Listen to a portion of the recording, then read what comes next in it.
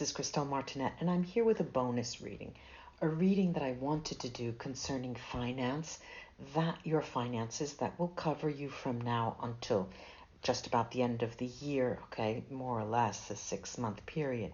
So I have here a choice of tarot deck called Intuiti, which is a creative deck. It was created by researchers in Milan in Italy, and they studied tarot decks the world over, and they created this tarot deck. But there are more cards here than, I believe it's 88 cards rather than, compared to normal tarot decks. So I'm only using the majors, what they call their majors.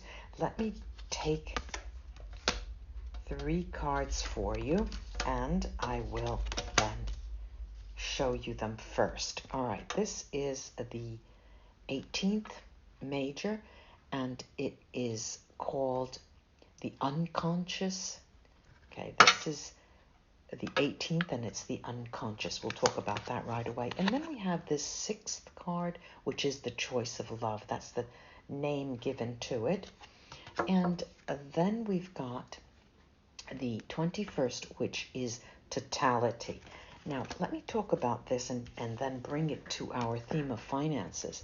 The unconscious. Now, the unconscious is tricky. It's a tricky card because it talks about daydreaming, the idea of the light of the dark increasing the beauty and lengthening frightful shadows. We're in an imaginative sort of dimension. The darkness here produces illusions that are shaped on our deepest thoughts. So it's the area, it is the dimension, it's the reign of the night, of the art, of the reflections on black water surfaces, where images move very, very, very rapidly and mingle sort of in a haphazard way, as if they were caught from the corner of your eye. When you see images or flashes or ghosts, you feel like you always see them from the corner of your eye. This card indicates a journey inside ourselves, in a quest of the principle that spins our dreams, of the cradle of every type of receptiveness. It's a feminine principle here. Here is the animal, all right, that harasses us. We have to find courage to look it straight in the eyes and to recognize it, or it will become the beast master of our nightmares. Now, this tells me, Taurus, that your finances create a world of nightmares for you.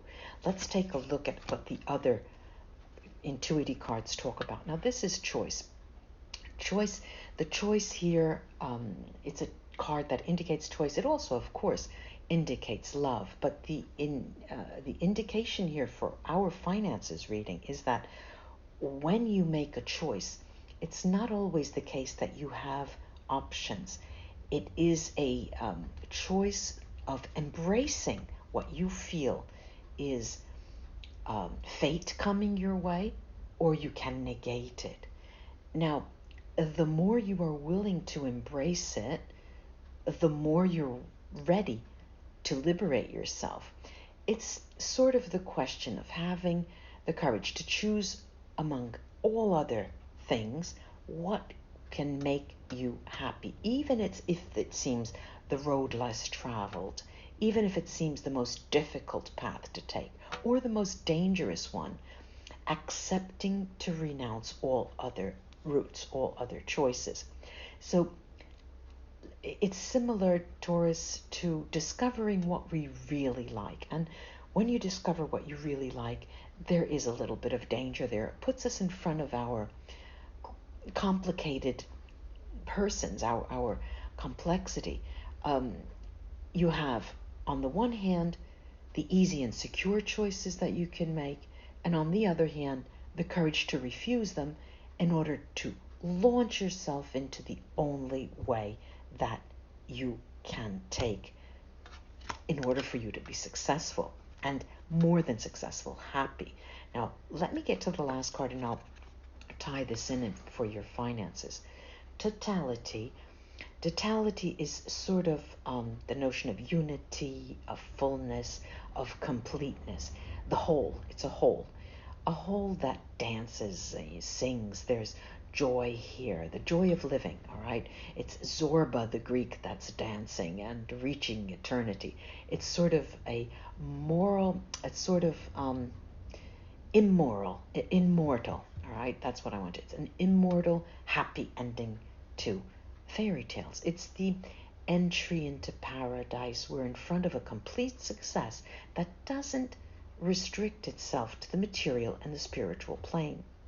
Now, this is relating to your finances, but it comes from the fusion of both the material and the spiritual plane. Everything is alive. And your notion of God, everything. God is in everything. And so all is God, you're thinking. This spiritual element is very strong here for you, Taurus, financially speaking. Everything is connected to the other things in a scheme of natural necessity. So everything requires a meaning, and it does acquire a meaning. This is the meaning of happiness, the joy for joy's sake, which goes back to the joy.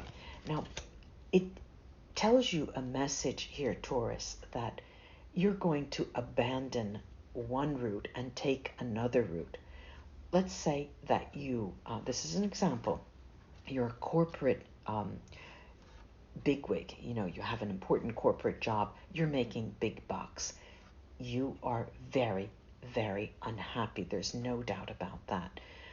That means, Taurus, you're going to sell everything, pack up, and go to Tahiti. You're going to a small island in the Pacific. You're going to a small island in the Caribbean, any place that will set you off from everything. Now, that doesn't mean that you're going to throw your finances away. It means that you will reduce the dimension of your scale of living, and that requires the expenses, less expenses, but more enjoyment. As I said, you decide to sell everything, but you don't throw it away. That comes with you to that little island. So Taurus, true to yourself, it seems that you Taurus souls out there decide that you want to live a more fulfilling life, a life of well-being, and with a standard of living that is created on other things, that responds to something that is more fulfilling in the long run, and will allow you to live a longer life. Now, surrounding these cards, Taurus, I'm going to spread a universal tarot deck and see what they have to say. I'll show you those.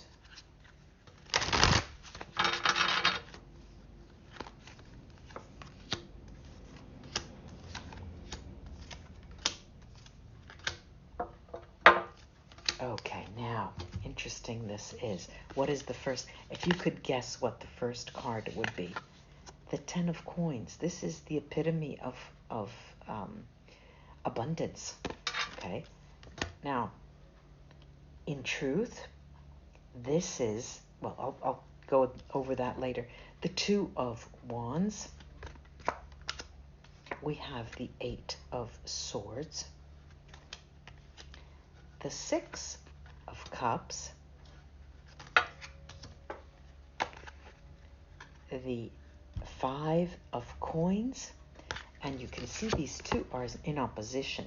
We've got the epitome of finance and abundance, financial attraction here, and the poverty of a lack of money and finances. Then we have the Five of Cups, thinking that either you make a change now or forever hold your peace, Taurus. So what am I looking at? In the notion, I see the notion, as is common with these readings that I'm saying, you are an abundant person. You feel like you are abundant. And as recent as the beginning of August, you started thinking, well, I want to make a qualitative jump in my career. I want to change my life. I want to make more. I want to be able to have a different, value attributed to myself. And that gives way to you looking at yourself and uh, being your own sparring partner and thinking, uh, what am I doing? What is this? What is this? This is a rat race. You want to let go of that rat race. And there you stop in your tracks and decide, I ain't going for that top job. I will not put myself in that position of having to, jump through hoops and having other people evaluate me. No, no way, Jose. All right, we've got this Six of Cups. Now, the Six of Cups is very interesting because it seems that you return to you. You return. There's an expression in Italian, tornare in se, means you're recovering your original sense of self. And that is that money is a good, is a material good that flows. And it's that flowing nature. You spend it and take it back. You spend it and take it back. It has a circular motion, and that flow is the definition of spirituality for you. Here we are. These two cards are mirroring each other. There's the Five of Coins and the Two of Wands. This is an idea that, you really are. No matter what happens and the way you change and the way you decide to opt for that island, there is, underlying everything, Taurus, the slight fear of being completely poor, because you feel that is your identity. That is your identity. And the idea that the cards are telling you, it's not on a scale. Wealth is not measured on a scale, and surely not your ego is measured by a scale. This reading, Taurus, is telling you the measurement, the value is measured with a scale of completely other things. What's interesting here as well is the notion that you're ready, and this is by far the biggest message of this spread. You know what? I'm ready to leave it all. I'm ready to take the road less traveled, moving to a small island with all that cash, renouncing the other life and moving to somewhere where you can live a far greater quality of life. Now, there is a bit more here, and I'm going to take a card from under the deck, Taurus. There you go. It's the element of change, the Two of Coins. Juggling, it is sort of, on the one hand, you see that super powerful life, and on the other, this little island delight. And you are not opting to stay in the status quo. You definitely want to make a change for the better. Another from under the deck. There you go. Three of Cups. Three of Cups. Definitely, this is the message of understanding, finally, that it doesn't matter how much. How much is a matter of its relation. It is relative, and the how much is measured by your soul, not the ego, Taurus. Your ego is way out, is not involved in this choice, is not involved in this modification. So far, I'm seeing, for all the signs, a sort of choice opting for something else, the road less traveled. And this is what I'm looking at for you. I do hope this was of help. Taurus, do write under the video and tell us a little about your story and how this resonates or not. Also, come and join me on the 16th for a Q&A. That's Sunday, Q&A, and bring your questions. And on the 22nd, I will be channeling Sushant Singh, on the 22nd of August, who died very recently, very controversial death, especially in these days. We've been reading about it. Namaste, Taurus, until we read together again. Bye-bye. Bye-bye.